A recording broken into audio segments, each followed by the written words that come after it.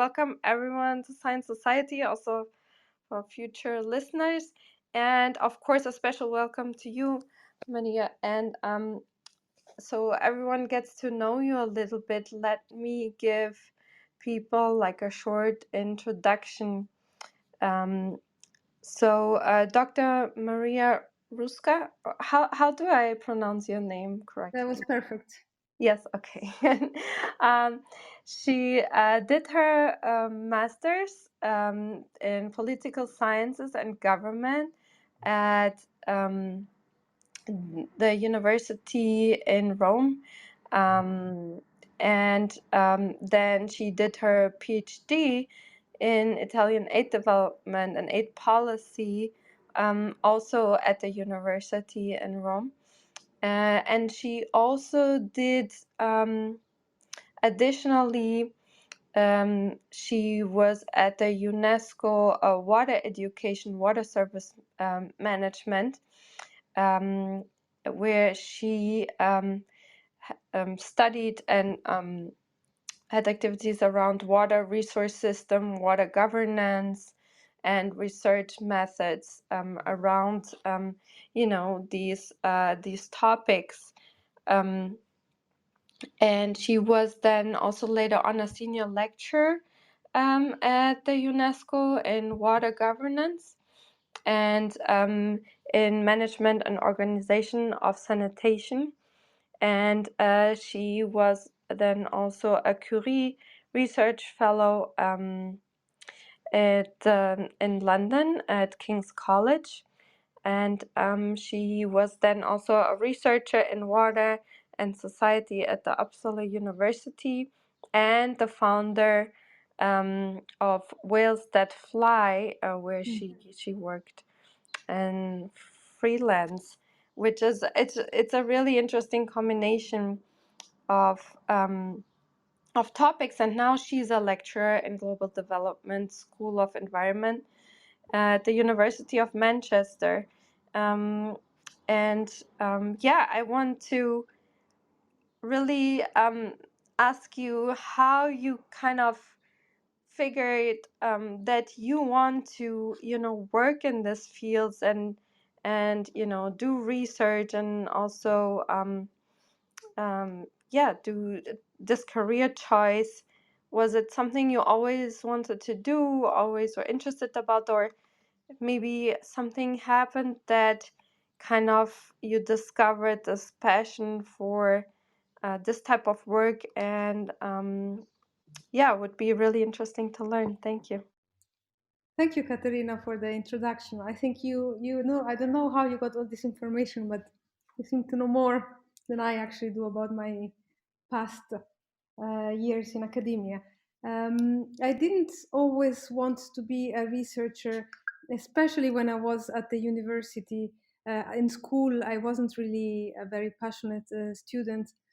At the university, I became more passionate, I think, because more of the learning process was in our hands rather than being sort of spoon-fed as in school. And then the more I got to do assignments that were research oriented, and the more I got interested in actually learning. And I think that's probably true for many of us. We are probably more we enjoy more learning if we are at the center of our learning process than getting taught by lecturers like I am today. At the university, I had the chance to do a dissertation which was based on research, archival research. So I went actually to Berlin to do collected data on a completely unrelated topic. But that was really interesting for me because I really enjoyed the investigation, really trying to answer a question, looking for the information, being creative in the process of what the data I can use and how I can find them, how I can triangulate different sources and come up with a storyline or with an explanation of different phenomena. So I enjoyed it very much. And as I was doing my PhD, I started a second master in at UNESCO IHE, where I got more engaged, more exposed to human geography and qualitative social sciences, so doing interviews. And I decided to go to Malawi, and I think that's when I really decided that this was what I wanted to do, where I did research on access to water in the capital of Malawi, which is Lilongwe. And I think as much as I thought it was really a life-changing experience to be able to talk to people, hearing their perspectives on the challenges they face, and the type of different cities or different experiences of living in the city they would like to have. It was really really life-changing, and so that is the type of research that I have then specialized more in, so qualitative and related more to justice and sustainability concerns. And in doing that, I worked with a lot of master students who I supervised, who were from an engineering background. Um, and we found actually, I found it really interesting to think about urban inequalities with them, who looked at it from a much more technical perspective. And that led me then to look for research that is more interdisciplinary and a bit more innovative and experimental. And I started collaborating with climatologists and hydrologists, and that then led me to do the type of research that I'm here to present today, which is which is combines social sciences with also climate projections and hydrological analysis and so on. Yeah, that's a really interesting, a story, I think, how you first discovered kind of the type of, investigation and learning you like, and then you then found like purpose-driven subject you want to spend your energy on and life on. I think that's really interesting approach, and yeah, it's wonderful that we get to talk to you here today. And you kind of alluded already to how you chose this field and how a little bit the study came about. So was there, to get maybe a little bit then more specific, you kind of mentioned how important it is to have an interdisciplinary approach. Um, so was it very common when you started in this field, or was it something you kind of had to um, initiate? Was there a paradigm shift to become more interdisciplinary to address this type of topics and find solutions and study these problems, or was it something that you were, had to actively enforce, basically? I think on paper, if you look at many academic journals, they talk about their desire to publish interdisciplinary work, and you look at different faculties, whether in the natural or the social sciences. There is always this claim that the universities are trying to do more interdisciplinary work and interdisciplinary courses and interdisciplinary research. But I think that in practice it's not that common yet, because I think journals still, faculties are still organized around disciplines, and journals as well are really, when you write for a journal, you have to use the language of the discipline of the journal. So I think on paper there is a lot, and in practice it's still not that easy to do. I also think that it's not for every academic to work in an interdisciplinary way. There are people that really like to focus on their own discipline. So it's also about identifying the right group, and that takes time. I think for me it has been really great to be able to explore this with master students, because I think master students compared to people who have a PhD or who have been in academia for many years, they tend to be more entrenched in their discipline. But master students are more willing to, to experiment. They are more willing to, they take perhaps the less seriously this disciplinary boundaries. So for me, that was very useful in the beginning, to experiment. And then later on in the years, it was about finding people who could actually be willing to experiment. But I don't think it's easy, and I also don't think that it's still so much valued, the interdisciplinary work.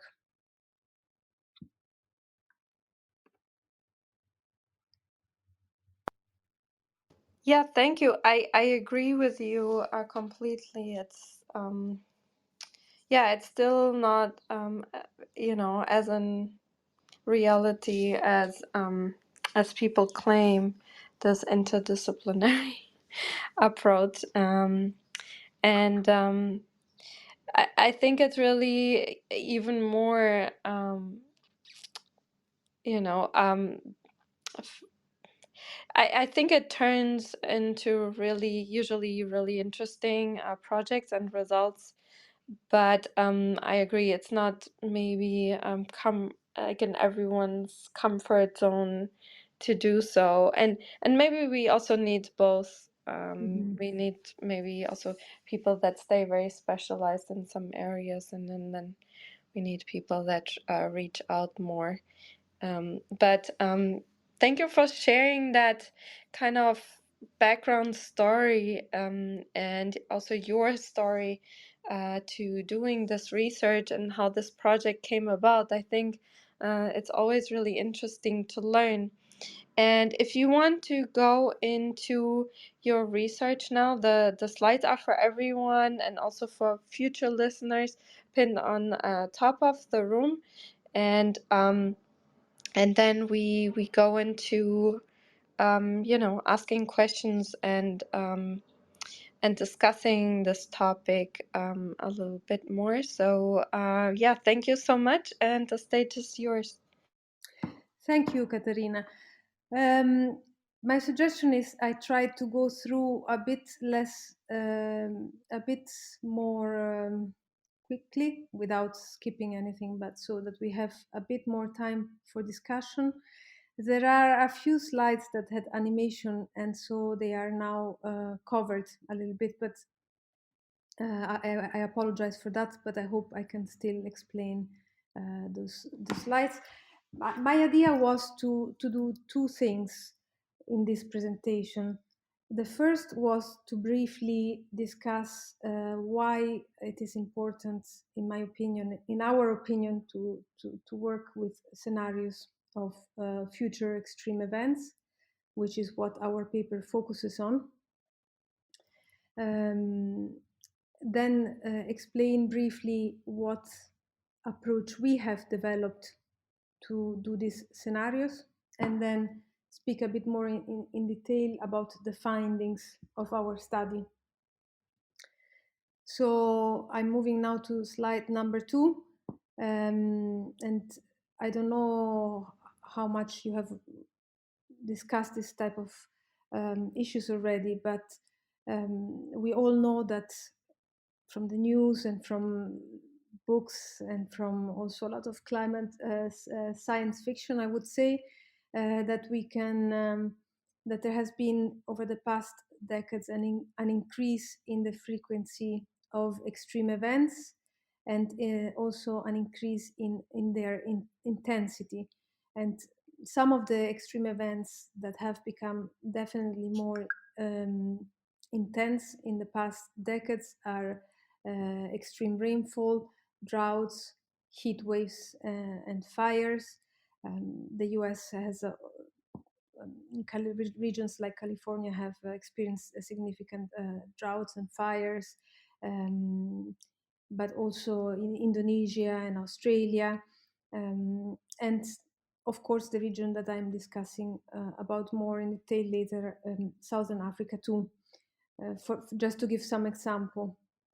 Now, hydrologists and climatologists suggest that this current trend is even expected to accelerate in the future due to anthropogenic climate change.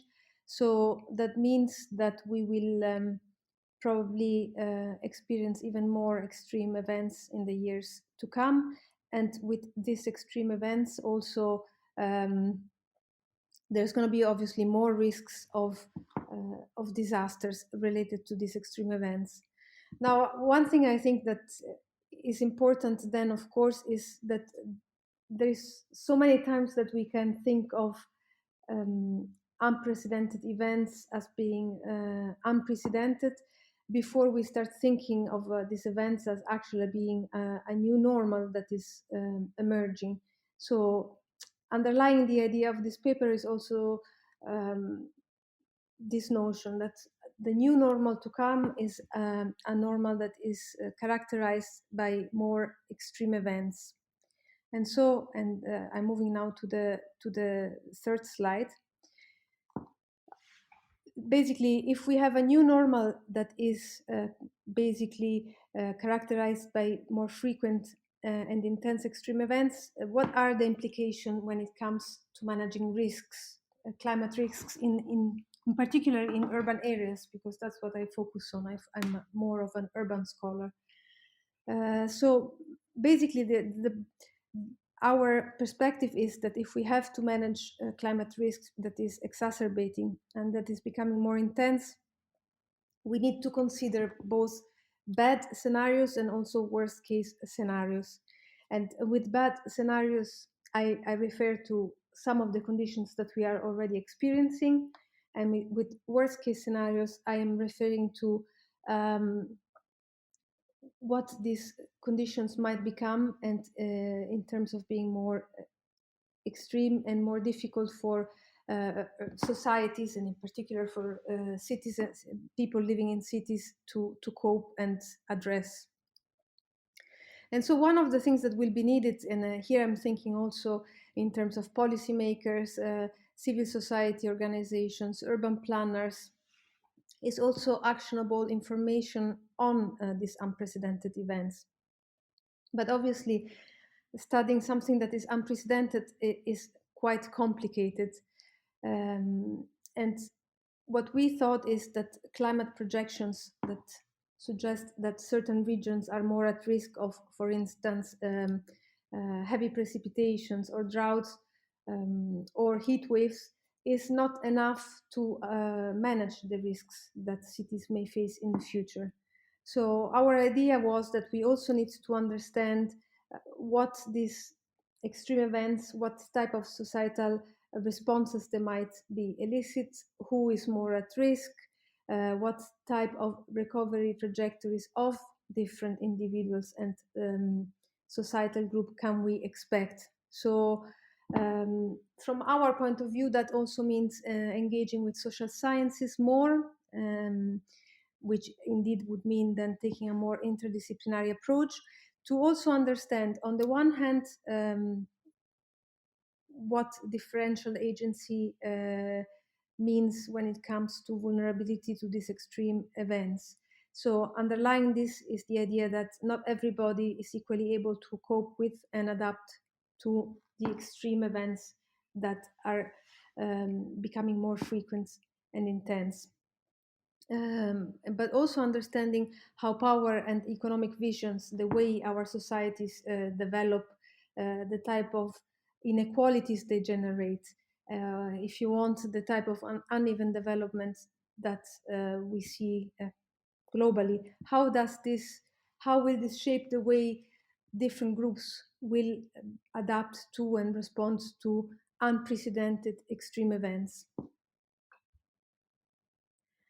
And so, yes, I'm moving now to the slide 4,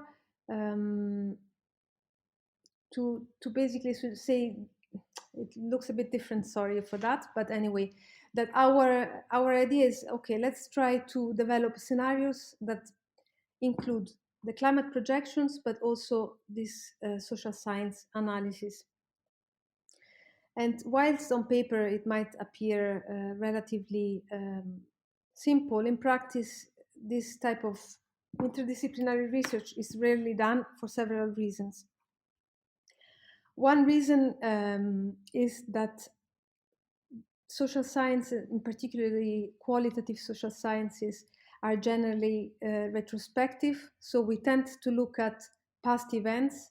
For example, we might study Hurricane Katrina and try to understand how gender, race, income inequalities have shaped vulnerability to Hurricane Katrina.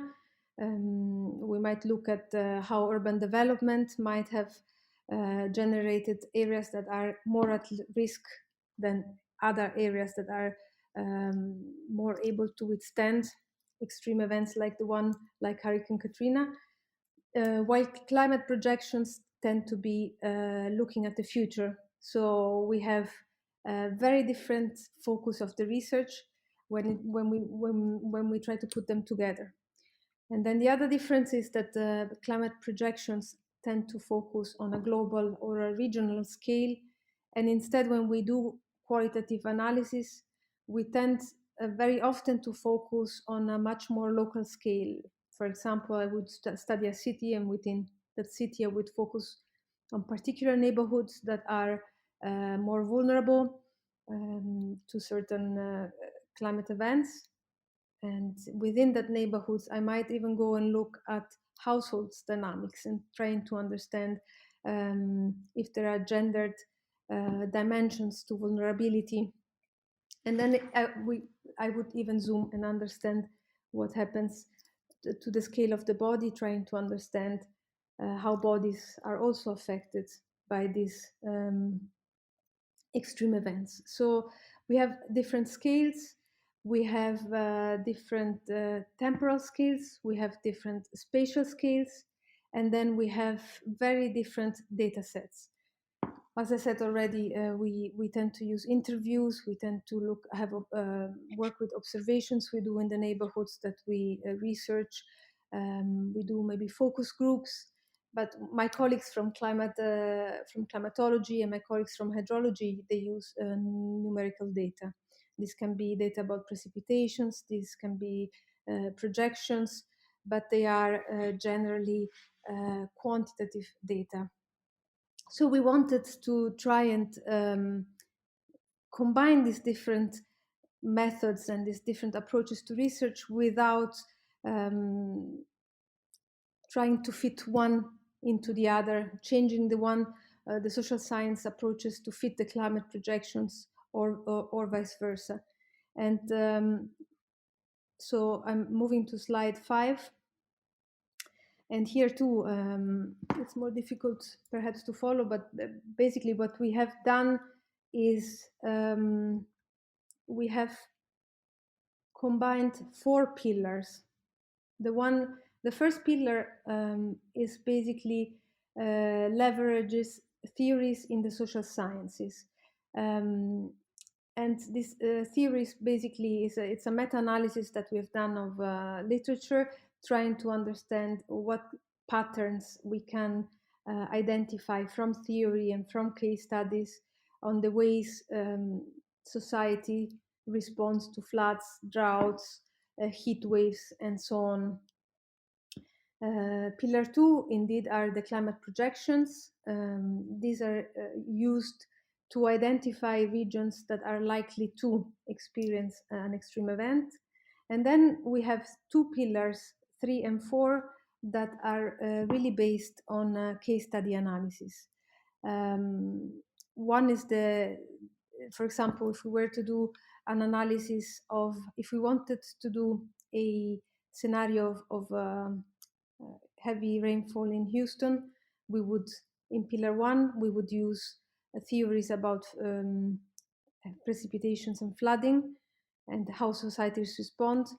In pillar 2, we would use literature that focuses on that specific region to explain why it is possible or likely that an extreme event will happen in the region and in the city of Houston. And then we would analyze past events in Houston because that's our location of interest. That would be pillar 3. And for example, if we were focusing on Houston, we would probably do an in-depth empirical analysis of Hurricane Harvey. But we also think that analyzing a future unprecedented by only looking at the past event in Houston wouldn't be enough.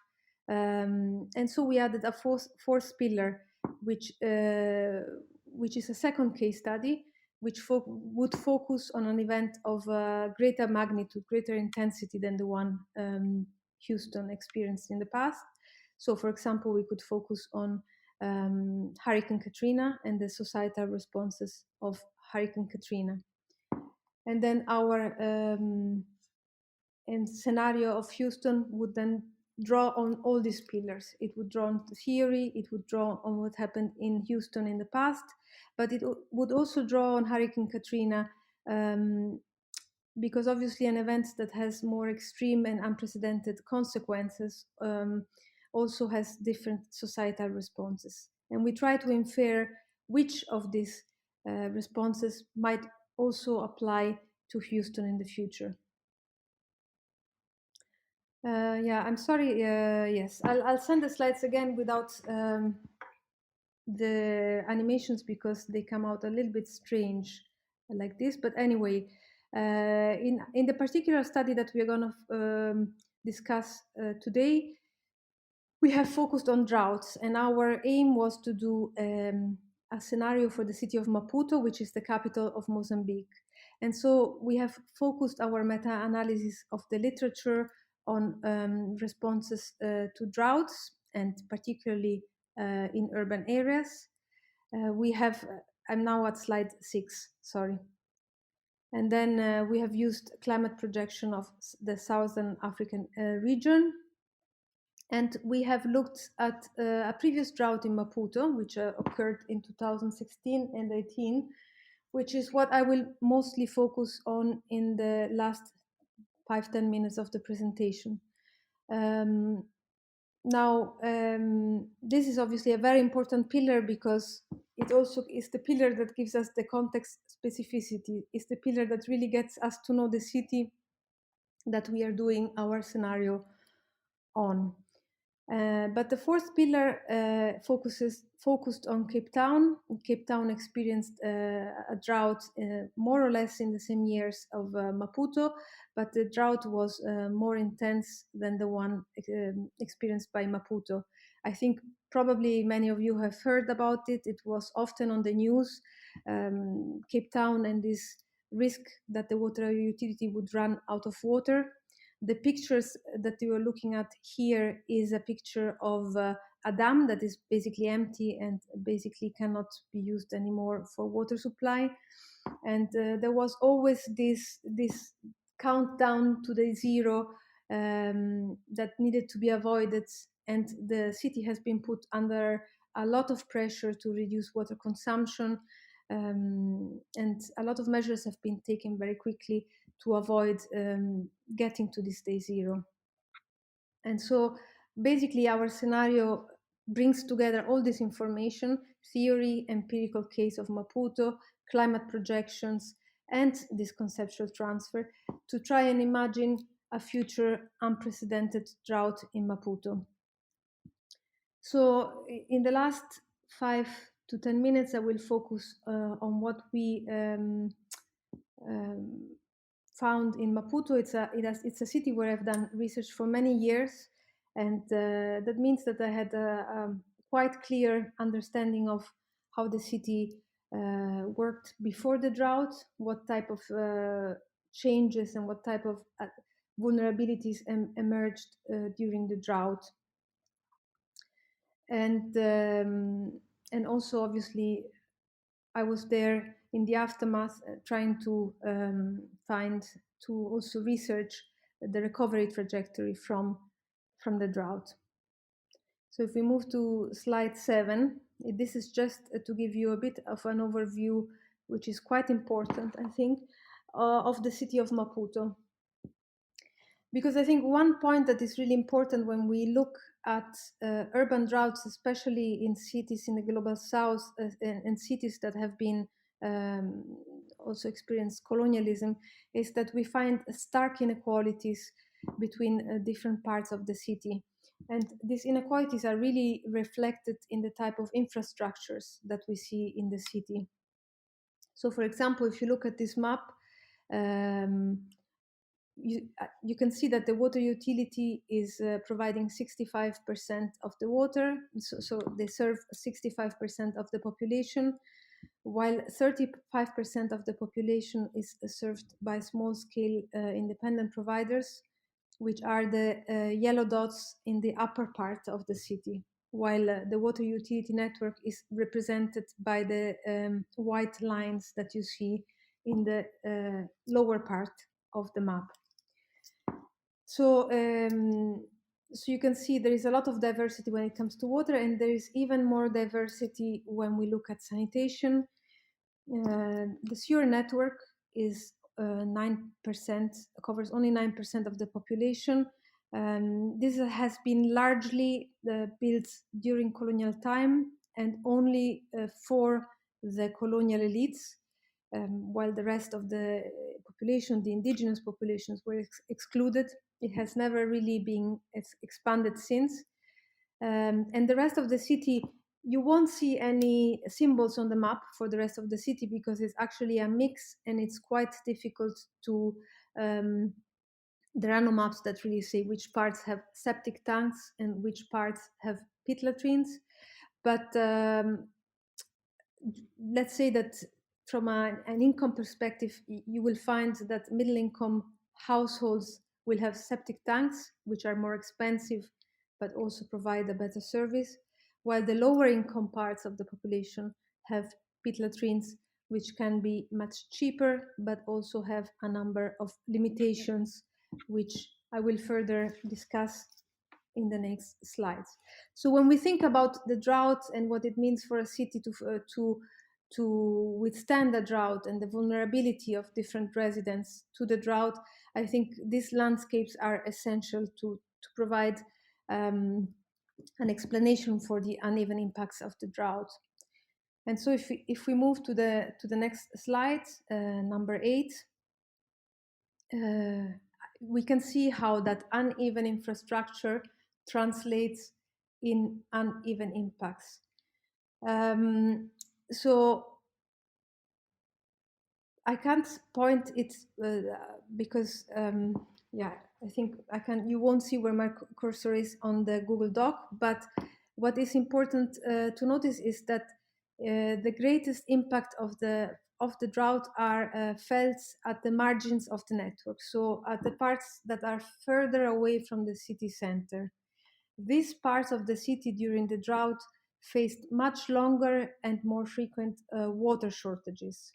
So while in the city center, the shortages were perhaps a few hours a day, in some of the neighborhoods further away from the center, the shortages could last 2 to 3 days, and in some neighborhoods also up to 5 days. And also in some neighborhoods, water was only available at night. Now, water inequalities are more than just water inequalities because they also generate a number of other inequalities. And so when we look at the same neighborhoods that had longer and more frequent shortages, we also see that gendered inequalities were exacerbated during the drought. Why is that? Because in Maputo, like in many other cities and many other countries, let's say, responsibilities of making sure that the household has water fall on women. And that means that if water is not available or is only available at night, it is women's responsibility to get up at night and make sure that water is collected during the night, or it's also their responsibility to work, to walk greater distances and go fetch water from neighborhoods that actually have a better supply. So there is clearly a lot of psychological stress involved when water is not flowing for women, and this has actually been also tested by scholars in medical anthropology who have tested the stress level and pressure levels in women during droughts and water shortages, showing how that can generate significant psychological stress. There is also risks associated with collecting water at night, of personal risks, of being attacked, of being robbed for women that have to walk alone in the city or have to get water from a tap outside their homes. But also, and I will go back to this in the next slide, when you put together long water shortages and um, sanitation systems based on pit latrines, uh, the risks of water contamination are so much higher. And what we saw in Maputo during the drought is that there were several cholera outbreaks, and these cholera outbreaks were all in areas that had little water and on-site sanitation, like pit latrines. So it's the areas that suffer from the greatest infrastructural deficits that also then experience more risks of exposure to contaminated water and more risks of cholera, but also other diarrheal diseases. So instead, if we look at the city center, which I have given a color red to match the color of the sewer system, so let's say the colonial city, you see there is no public health crisis there, there is no cholera outbreak, there is no diarrheal diseases, and the water shortages are very limited. So you could argue that that part of the city has actually experienced the drought in a much milder way than those living at the margins. The third area of the city is where small-scale providers provide water. It's difficult to provide a clear trend here because all providers have each provider has a different water supply systems. Some are actually quite technologically advanced. The water is purified and the service is generally quite good. Others have less advanced systems. They don't treat water. So it's difficult really to say who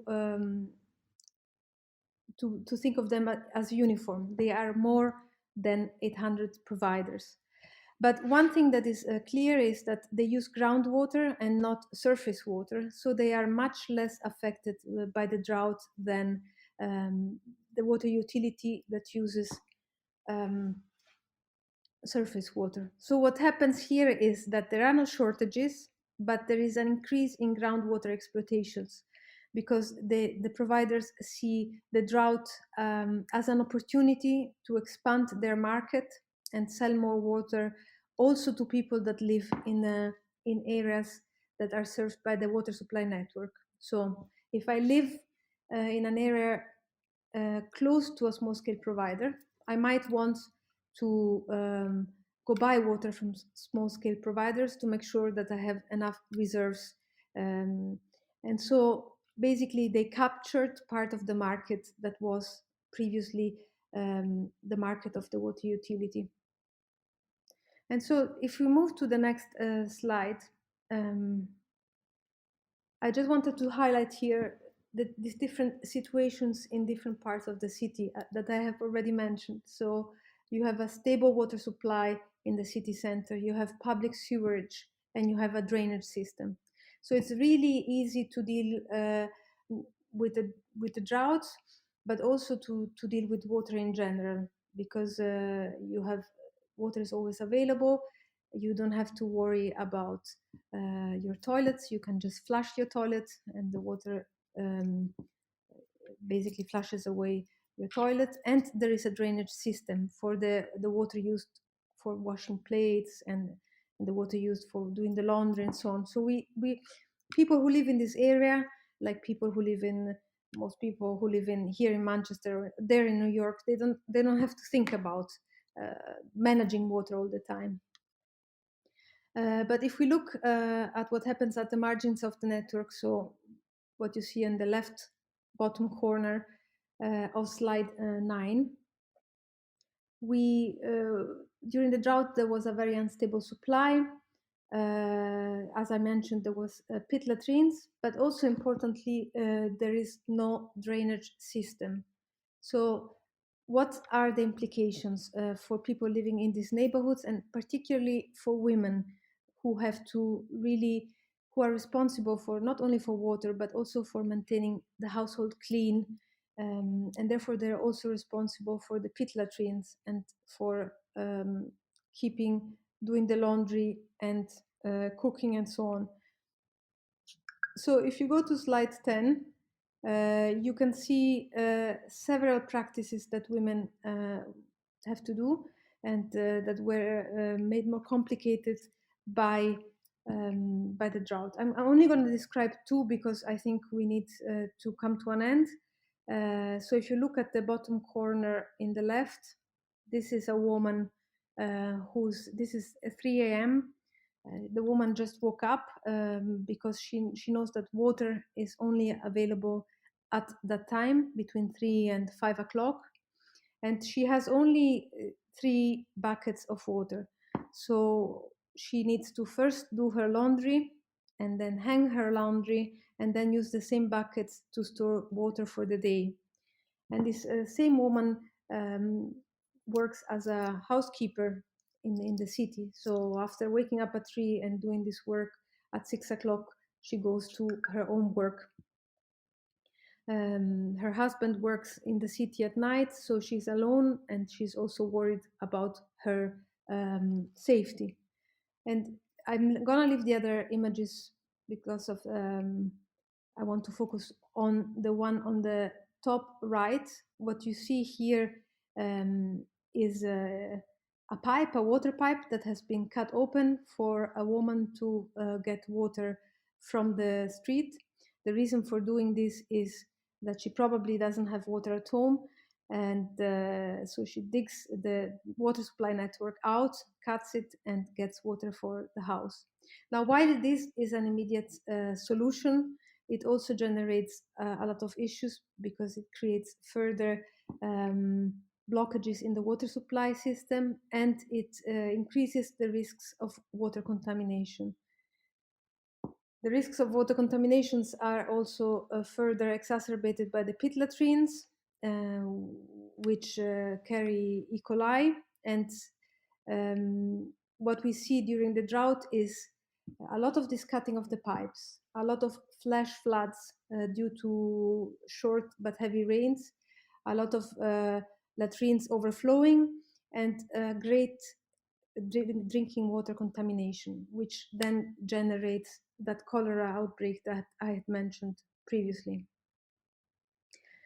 If you move to the next slide, I just wanted to say that this network, also moving to the scale of the body, this network also basically plays a key role in determining which bodies are going to be healthy bodies in the cities and which bodies are going to be unhealthy bodies, and which part of the city can do relatively small work or no work at all to stay healthy and access water and sanitation, and in which part of the city this is going to be actually a lot of labor with still a lot of risk to to catching a disease like cholera or other diarrheal diseases. And I want to say one more thing before I close. I think we can close here, which is that an additional element of inequality and outcome of the drought is that diseases like cholera are stigmatized in Mozambique. Cholera disease is called the disease of the dirty hands, which clearly points to the responsibility of the person who gets sick. The idea that they are dirty, their hands are dirty, it's their responsibility for not staying clean. And what you notice when you do interview in Mozambique is that a lot of the people who actually had were affected by cholera, for them it was really important to mention that they were not that they didn't catch it in their house, in their homes, and that their homes are clean, and that they have a good supply system and that they have a good pit latrine and so on, because exactly because there is so much stigma attached to these diseases. I had a few more points, but I think we can stop here. If you go slide 13, it summarizes a bit of the findings on gendered inequality, on waterborne diseases that are generated by droughts. And on top of that, obviously, when the household has less water availability, there is no opportunity to water gardens and have some vegetables from their own land, which can increase food insecurity. And last, having increasing the need for storing water during the drought can also increase risk of malaria, particularly because the buckets often are full of water but don't have a lid, and the temperatures are high, which makes it a very suitable breeding ground for mosquitoes that carry malaria. So I'm happy to stop here and leave some time for us to have a discussion if you want to.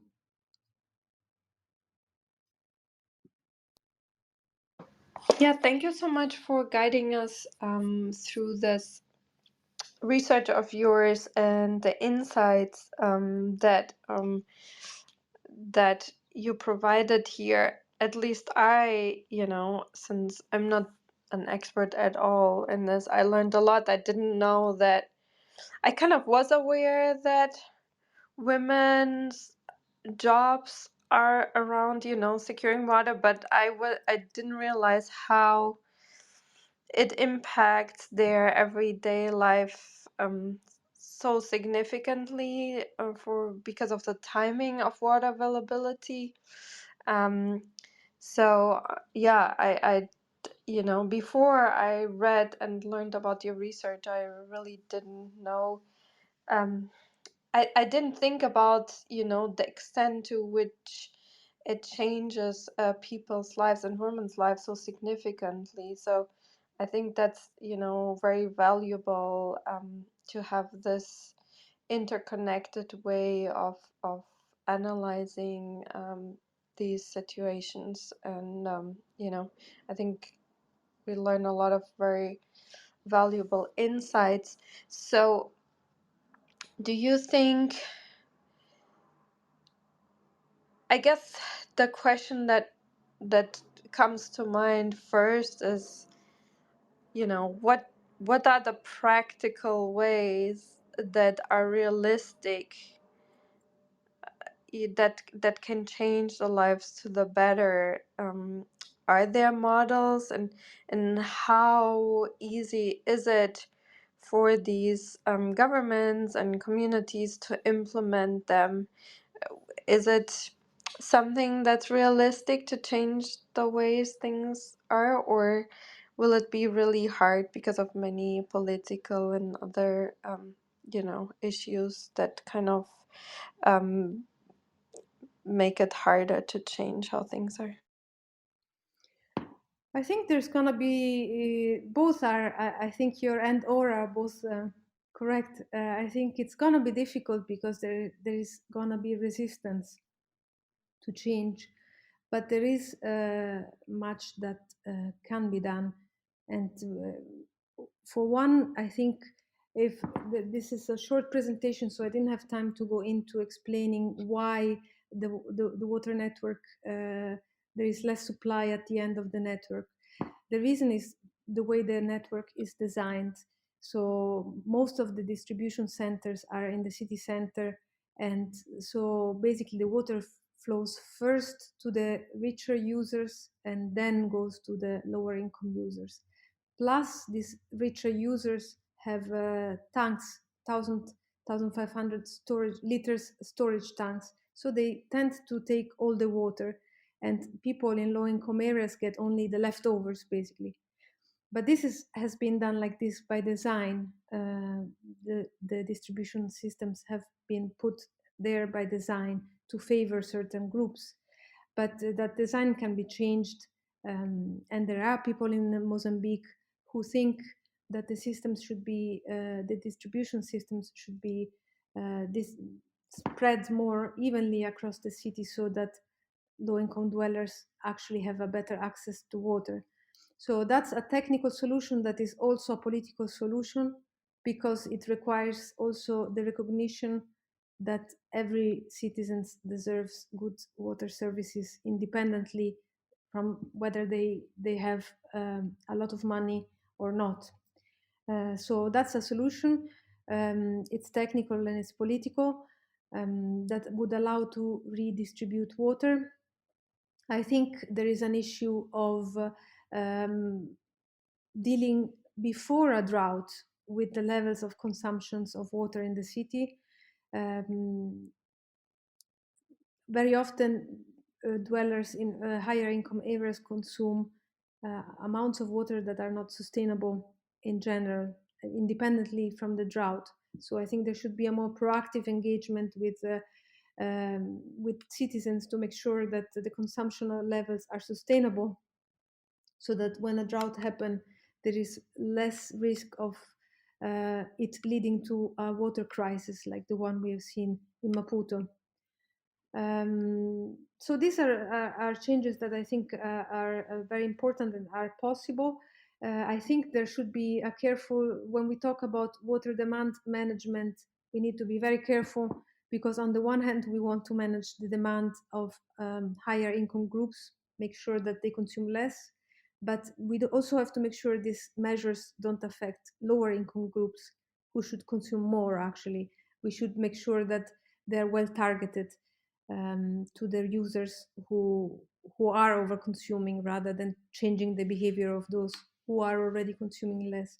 So I think a lot of dealing with droughts has to do with more proactive measures that have to be put in place during periods in which drought is not there. Obviously, if inequalities would be less stark, people could afford water, and then that would also make it easier. Uh, but from a water perspective, I would say these are measures that can be put in place.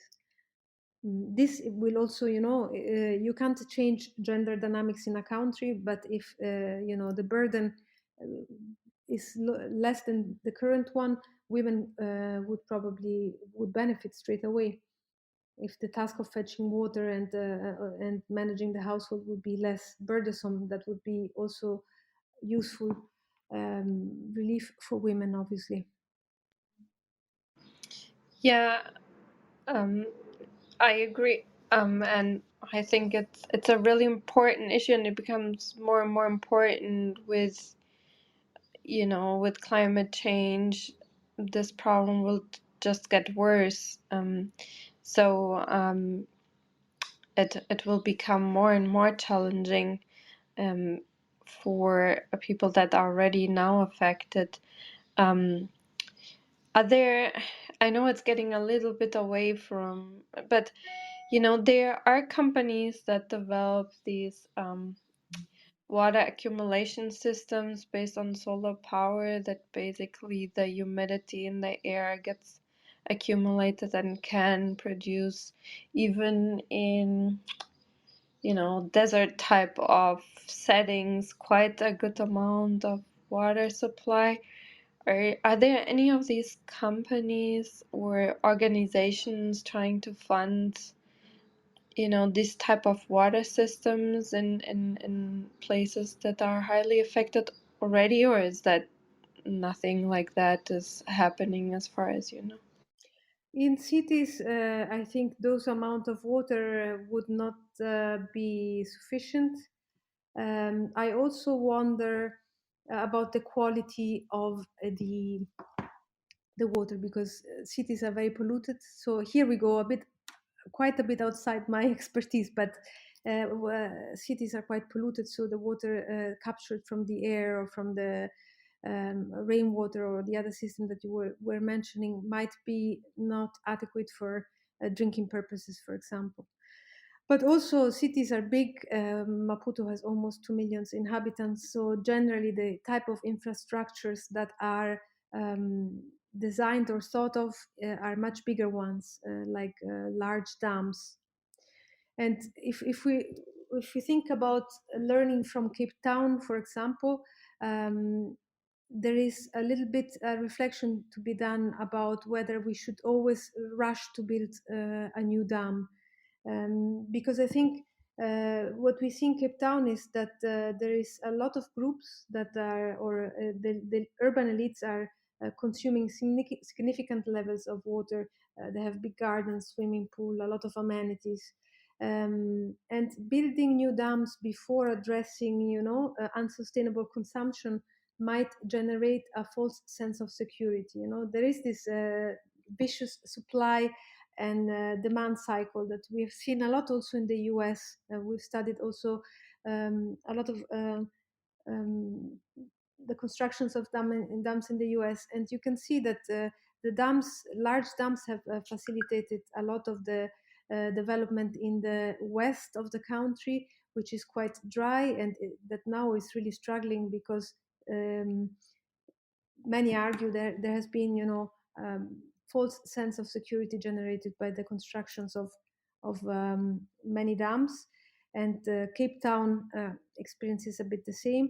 So, from our perspective, thinking about cities, dams are important, but before building more infrastructure, it is also important to redistribute water and to make sure that water is consumed more sustainably, particularly by the wealthier communities who are really responsible for overconsumption rather than the lower income groups. Yeah, and as far as I understand, these big generated, lakes, a lot of fresh water gets then evaporated, so it's a relatively inefficient way of accumulating water because you have such high rate of evaporation unless you would catch it somehow, but that's not really happening. So, and the other thing what happens in dams is actually it has to do with CO2. I think it actually produces more CO2 than it but that's a bigger climate change problem that we won't address with that. And yeah, so you mentioned that the structural changes need to happen, and that just using technology might not be the solution. Yeah, but I was thinking about, and Bill Gates was also mentioned here in the chat by other by the audience, those facilities he helped develop and fund, that kind of turns dirty sanitation water into clean drinking water and things like that, and to change basically the sanitation system that is not kind of based on our Western world uh, structure that doesn't really work in a lot of places that don't have enough water, for example. To change the thinking there, and have engineers from the regions develop systems that actually are realistic to implement. Is that also something that might be considered, to basically use more the knowledge and the voice from people living in these situations, and then develop structures based on that? Absolutely. I think talking about Bill Gates, you probably, maybe also some of you saw the documentary. There is a documentary on Netflix, and he has one episode which is on sanitation. And I thought it was really interesting that, of course, he has a technology at heart, and he was saying this is, I remember, such an important sector, and it's one that has had no innovation in such a long time, and it's true. It's strange to think that a sector that, on the one hand, we have sewer systems that they are not sustainable, they're extremely expensive. They use a lot of, we flush potable water in the toilet. I mean, now as we go to think about droughts and climate, it becomes more and more shocking to think that those are the systems that we have in place. And I don't think there's going to be the resources to reproduce them and expand them and maintain them in the future everywhere. There might be a lot of challenges.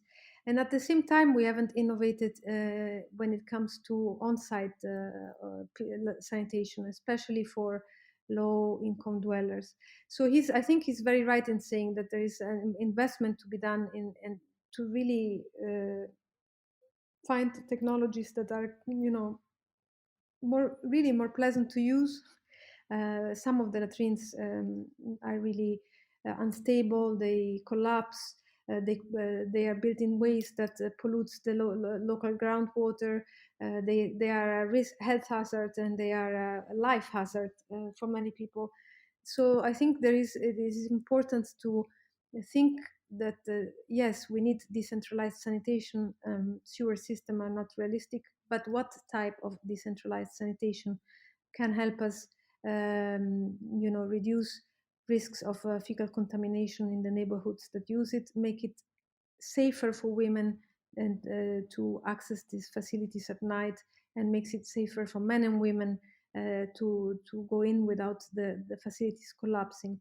So definitely technology is important, and I think we haven't done much, especially because those technologies are technologies used by low-income dwellers in cities in countries in the global south, and we have sort of accepted that they have to accept a substandard service for the moment. But I think we need innovation, and we need to make those facilities safer and also more pleasant to use. Yes, I agree. And like a more broader view that I don't know if you want to get into that, so feel free to maybe say, this is too far away from the topic. But I've been hearing a lot from international aid organizations that due to different conflicts around the world, COVID, and then additionally inflation rates, that the money going into organizations that would maybe finance all of these structural changes and maybe technology development and so on, that it's currently less and less, and there's even difficulties in feeding people in refugee camps. And on the other hand, the EU especially has been discussing that they want to basically make lives better in the countries of origin to kind of address the refugee crisis. That's at least how they label it. So how do you see how the current situation is? Is it going to be a trend to facilitate more of these innovations, and that the Western world basically helps with them, or is the reality actually the opposite, that there's less and less interest and help and financial help for these organizations? Well, I can say that some of the projects that I was involved in and that are based on research and collaborations, research and action in several cities have actually been cut significantly over the past year and a half. So surely there is less funding available. Uh, I also am not sure, from what I studied in the few countries that I worked on, which is particularly Mozambique and Malawi, when it comes to sanitation and financing infrastructures. And that's actually another relevant point that you raise in there, Katerina, is that there is a lot of funding that goes to NGOs, and there is a lot of projects that are funded through loans by the World Bank, for example, or the African Bank. but I don't see that they always benefit the lower income groups as they should. I think NGOs, for example, have been working a lot on sanitation, but a lot of their projects have focused on an approach that is called community-led total sanitation, which basically is, doesn't really finance local households to build sanitation, but rather creates the demand, a sort of marketing of sanitation approaches. So it's more about creating shops where people can go and look at different facilities and then purchase what they can afford. And on the other hand, pushing households that don't have pit latrines at home um, to install and to buy one. So it's sort of more creating the demand and creating the supply without providing really financial support. The argument has been people who, if you give subsidies, people will not take care of their facilities because they don't feel that they have paid for it. I think that argument, luckily, is being less and less hegemonic, less and less mainstream, because I think in many cases households cannot afford to build, maintain, and empty these latrines. So thinking of a system where NGOs aid also by providing some form of subsidies, I think is essential. So probably NGOs have less money, but I think that money can be spent more on supporting households also financially. I think that households, the assumption that households will not maintain or care for something they haven't paid, I don't believe it for a moment. And I think financial support can make a difference. And I think recently in a few conferences, with practitioners, NGOs, and consultants, I hear again talking about targeted subsidies. So I get the feeling we are moving back to that. And I think that might generate some improvements. I think that's my opinion. Yeah, thank you for that insight. Yeah, and I didn't know about that problem. So yeah, I learned a lot today. I wanted to, ask if people have questions. And Gilbert, did you have a question that you wanted to, or comment that you wanted to get addressed? Thank you. Well, actually, I had a couple of questions about the proposals for what type of solutions we could have, but the doctor already answered them, so I'm good. Yeah, thank you. And I think it's a really important discussion. Do you think that I know I'm known for asking this question. Maybe some people will roll their eyes, but do you think the problem also doesn't get addressed too much because it impacts women's life a lot, and probably people that are legislators and so on are maybe not too much represented by women? Definitely. I think definitely there is I think in general a lack of, let's say, to be less pessimistic, because we can do more to everybody to really, I think, understand and try work to address the issues of marginalized groups in cities and rural areas as well in the global south. Um, I think if we had if these problems would concern people who have more political power and more political influence, that would be this would have been addressed already, and that applies even more for women.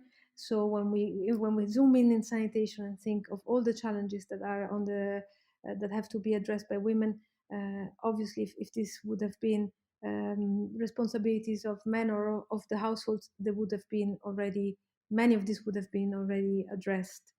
um, I had the same experience in Lilongwe, with this water. There was water kiosks that I was studying how well they functioned, and all the men that were actually at the top of the management of these kiosks, water kiosks, were telling how well they were working, and only after weeks in the field doing research, I managed to talk to some women who actually are responsible for selling water at the kiosks. And then comes the story that they often have to do it at night. They are attacked. There's instances of rape, instances of being robbed, and all these dimensions that I've never heard of in all the conversations with the men, because they represented the organization and they didn't experience these problems, and so they were quite concealed. There is definitely a gender issue there, especially when it comes to water and sanitation. Yeah, there should be a general women's strike around the world. Women should just stop doing whatever they're doing. Like in France, I just, a lot of things would maybe change if they would just stop Mm. doing everything they do for a month. But this is not realistic. So, um, yeah, I hope. I know we've been talking now over an hour, so I wanted to just ask what you're currently working on and what the future direction is of your work, where you want to basically take this, or yeah, what you're working on, what the future may hold, because I think at least I'm and a few people here will be really interested to follow your work, because it's really important. So yeah, if you could give us a peek into the future. Thank you. Mm. There is lots that I want to do. I'm looking for some of it requires funding, but I'd like to study other extremes, like heat waves, and in particular in Asia. But there are two things that I'm doing more in the interdisciplinary work. I'm in the effort to be more optimistic about the future and try to think of alternative futures, more sustainable and equitable futures. I'm working with colleagues from hydrology, modelers, and I'm developing a model that tries to looks at the current impacts of floods in the city, and then we try to model different storylines, different scenarios in which we put in place a number of policies that are directed to reduce inequality, to increase well-being of lower income groups, to build back better after a disaster. So not return to the system before the disaster, but also build a better system, a more equitable system. And we try to see what type of outcome, we can model for the next 200 years, what type of better societies we can imagine. And this is also maybe considering scenarios of degrowth instead of constant economic growth, and so on. And this is an effort to, because critical social scientists tend to have understandably a little bit of a bleak view of socio-political and economic dynamics that create systems of inequalities, and we want to also work to show that other futures are possible. So that's one of the things I'm working on now with colleagues in Germany, Sweden, and the Netherlands. Yeah, that's interesting. Is by any chance also are people so like mental health professionals included? Because I actually had a documentary. There was a documentary, I believe, in German public TV that discussed the mental health impact, for example, of heat waves in India, Mm. and how many people basically have PTSD symptoms to be exposed to this very severe heat, and having really this physiological responses that they collapsed, also kids, like teenage kids and different people collapsing, and a lot of women also, and how they have basically prolonged mental health symptoms from it. And I would assume the same situation would be in Maputo, from women being constantly under stress, very chronic stress, to go out at night to get water. And it will then also affect, if they are pregnant and so on, the next generations. It really has been shown to be very impactful for the mental health of future generations. So is there also like collaborations with this type of research, maybe? I would love to. My collaborations for the moment don't include mental health experts. I collaborate with a physician, doctor, but physician, and we are working actually to look at the heat waves and the impacts on pregnant women, and um, but also we have a proposal in for looking at the intersection between climate change, so again droughts and heat waves and health, but physical health. But surely it would be interesting to expand from here to other mm, to other sectors. PTSD is also, I mean, there are studies showing high extreme levels of and extended long levels of PTSD for victims of Katrina, and especially the groups that were more affected. There are studies from 2018 and 2019 showing that PTSD persists many years after. Um, so the trauma is there when there is a disaster, or when there is a shock. Um, but I haven't been able to. You need to find the right collaborators, and that means people that are enjoy working together and working in an interdisciplinary way, but also that enjoy working. So it would be really interesting, but we haven't done this yet. Yeah, I hope one day, I don't know. I know there's always a lot of ideas, but then actually doing the work is a very different Yeah, thing. right. So it's easy to come up with ideas, but maybe if that doctor could collect some blood DNA samples later on, when there's time and money, one could analyze methylation levels of that DNA that could give a hint to like environmental chemical impact on how the DNA is being used in the future. So, but yeah, thank you so much for presenting your work here today. And this, as I said, is really important work, and I really we feel really lucky that you came here today to take time from your very busy schedule to do this. And we wish you all the best for the future. And if we will for sure, at least I will for sure follow your work in the future. And yeah, if there's anything we can do, um, I don't know if we can, probably not, but if there is, yeah, make sure to share it with us. And yeah, I wish you all the best and all the funding to continue your work, Thanks. and Thank you nice so people much. to collaborate with. Thank you very much. Really, I enjoyed the conversation, and thank you for the invitation. I wanted to just say that at the end of the presentation, there is actually a link to a documentary that we did that I did on Maputo and during the droughts, looking at different neighborhoods and how they access water and their challenges and their aspirations. And so, if anyone is interested, there is a link to the trailer and there is a link to the documentary on the last slide of the presentation.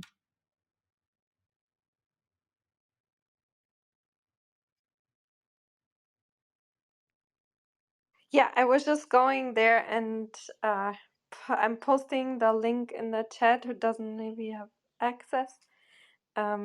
the trailer at least. And yeah, thank you so much for doing this work, and I hope we hear you again one day. And yeah, as I said, good luck with everything. It was really an honor having you here. And yeah, and thank you everyone for coming, asking questions, posting comments. And yeah, I hope everyone has a great weekend wherever you are. And yeah, I hope I hear you all again. Thank you. Thank you. Bye bye. Hi. Thank Close you, the room. doctor. It was an honor. Thank you. Thanks. Yeah, exactly. So I'll close the room in 3, 2, 1. Bye, everyone. Thank you. Bye bye.